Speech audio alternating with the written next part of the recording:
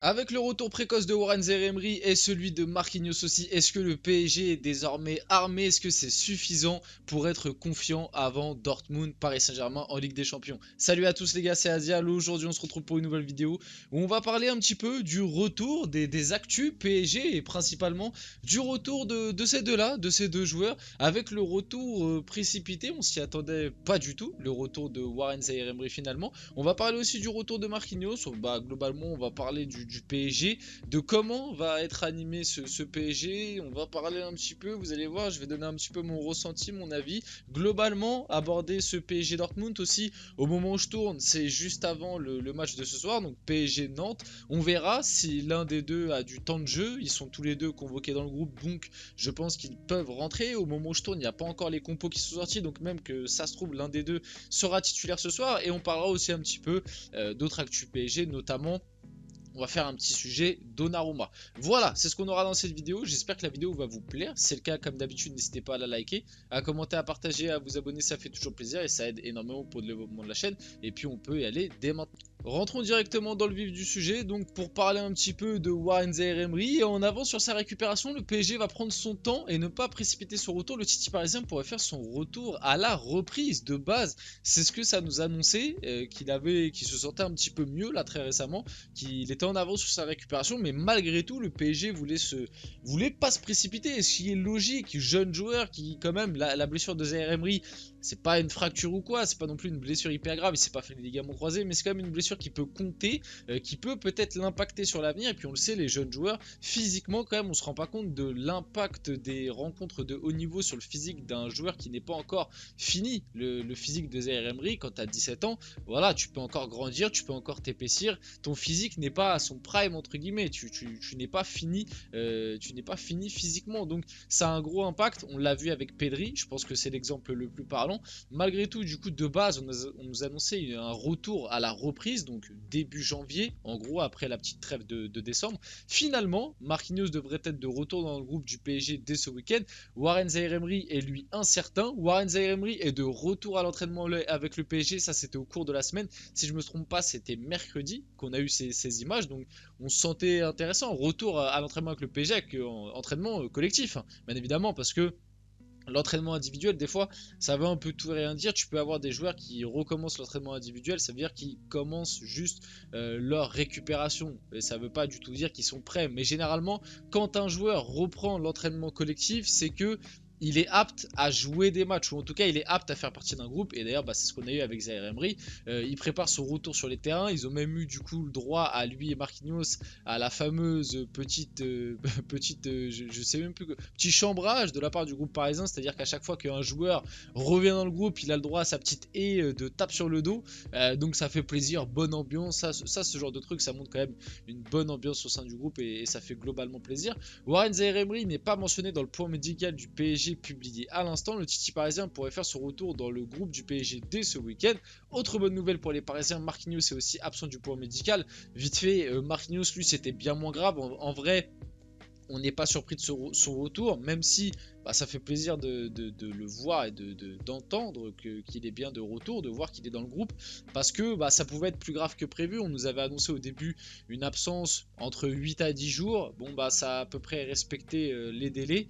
Il sera là, normalement lui face à Dortmund, c'est ce qui était prévu. On verra s'il jouera ce soir face à Nantes, comme je vous le dis là au moment où je tourne.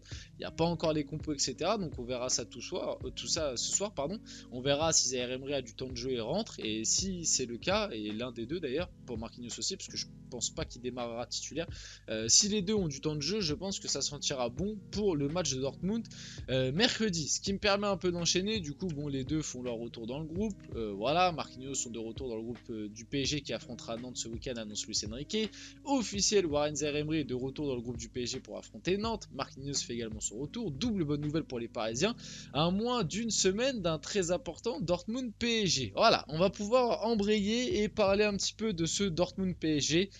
Rencontre capitale, on va faire un petit point. Pour vous dire la vérité, à l'heure actuelle, bon, avec les retours de Zaïre Emery et Marquinhos, je suis quand même un petit peu plus confiant parce qu'on l'a vu très récemment. Une chose que j'espère sur le retour de Zaïre Emery, c'est que c'est pas précipité, que c'est pas le club qui le pousse un peu trop, parce qu'on sait que très récemment, on a perdu Fabian Ruiz qui lui va être absent pareil jusqu'en 2024, donc en gros à peu près un mois ou deux. C'est ce qui a été annoncé. Pour l'instant, on n'a pas plus d'infos que ça, même si au final, ce qu'il a à l'épaule, c'est pas si grave que ça, mais par précaution.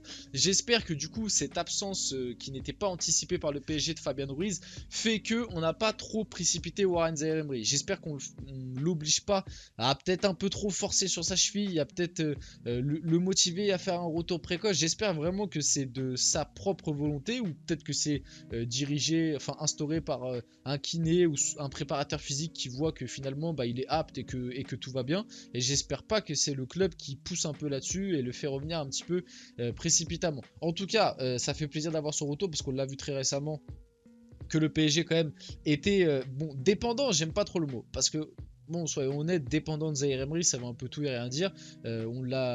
Parce que des matchs avec Zaïre Emery en Ligue des Champions, on en a aussi perdu. Hein. À l'aller contre Newcastle, le 4-1, il était là et on a quand même pris l'eau au milieu de terrain. Le match retour contre Dortmund, il était là et on avait aussi pris l'eau au milieu de terrain. Donc, dépendant de Zaïre Emery, je trouve le mot un peu fort, mais malgré tout, c'est une arme dont on ne peut pas se passer. Et peut-être qu'avec un Zaïre Emery face à Newcastle au retour au parc, peut-être que le match se serait un peu mieux passé. Même si au final, la configuration du match a fait que, soyons honnêtes, Zaïre Emery en ce moment, enfin avant sa blessure, il était sur une période où il était en feu, il commençait à marquer, être décisif et tout. Donc tu peux dire peut-être que sur ce match-là, il aurait eu la petite étincelle qui fait qu'il donne un bon ballon ou il marque. Mais vu la configuration du match, vu comment le PSG a été très dominateur, très haut, je sais pas si, Fabien Ruiz, j'allais dire, si Zaïre Emery allait vraiment faire la différence là-dessus. Parce qu'au final, on a été critique parce qu'il y a des raisons de l'être. Le PSG a énormément loupé. Le PSG s'est loupé face à Newcastle. Si jamais le PSG gagnait ce match, on était qualifié et on aurait pu jouer la première place un peu plus tranquillement face à Dortmund. Et malgré tout, t'as tout loupé. T'as eu les occasions, t'as loupé, t'as eu un penalty chanceux. Voilà, on s'en rappelle. J'ai fait un débrief où d'ailleurs le débrief je l'ai sorti 2-3 jours après parce que sur le coup j'étais plutôt énervé, plutôt déçu même de comment médiatiquement le match a été reçu, c'est-à-dire qu'on a parlé uniquement de l'arbitrage, on a parlé uniquement du penalty, etc. On n'a même pas finalement, en tout cas la plupart je trouve des médias, des consultants, même certains youtubeurs, en fait, leur débat a plus été sur il y a penalty ou il n'y a pas penalty, plus que de parler du match. Moi, j'ai essayé de le faire à ma manière. Bien évidemment, on est quand même revenu sur les événements du penalty. C'est pour ça que j'ai pris un peu de temps avant de sortir le débrief.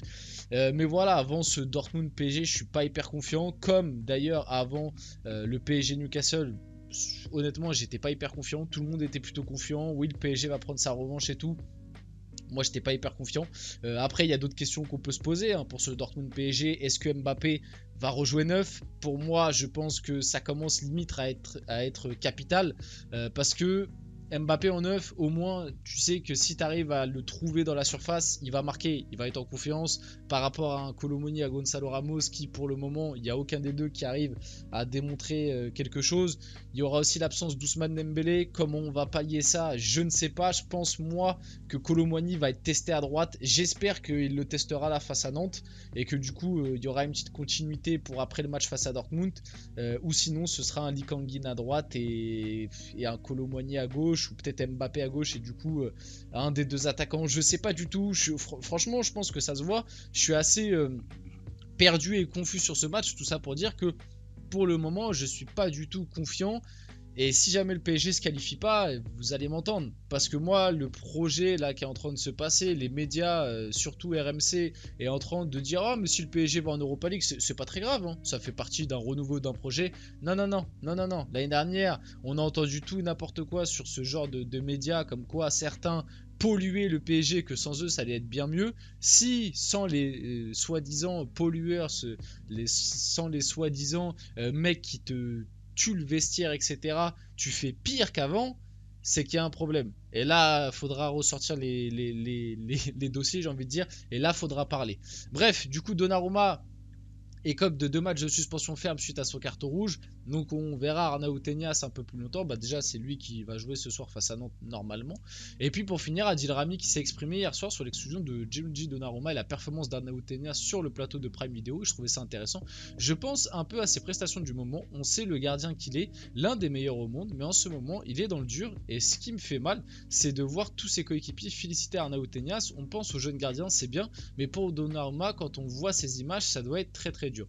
Et c'est vrai que même le fait qu'en seulement un match, tout le monde remette en question le rôle de Donnarumma, moi je le dis, je le répète vite fait avant de finir la vidéo, hein, Donnarumma c'est un gardien qui a des défauts, mais qui je trouve cette saison petit à petit quand même en améliore certains. Vous pouvez me dire ce que vous voulez, je trouve que certains de ses défauts, il les améliore petit à petit. C'est un gardien qui a besoin de confiance, mais ça reste quand même un bon gardien. Et moi Donnarumma, j'oublie pas aussi tout ce qu'il fait de positif, parce que certains, quand il parle de Donnarumma, quand il critique Donnarumma, il retire que le négatif sans parler du positif. Donc voilà. Malgré tout, c'est vrai que face au Havre, il a fait une belle boulette. Mais voilà. On finit la vidéo là-dessus. J'espère que la vidéo vous a plu. Si c'est le cas, n'hésitez pas à la liker, commenter, partager, vous abonner. Les gars, c'était Azial et on se retrouve très rapidement pour une prochaine vidéo.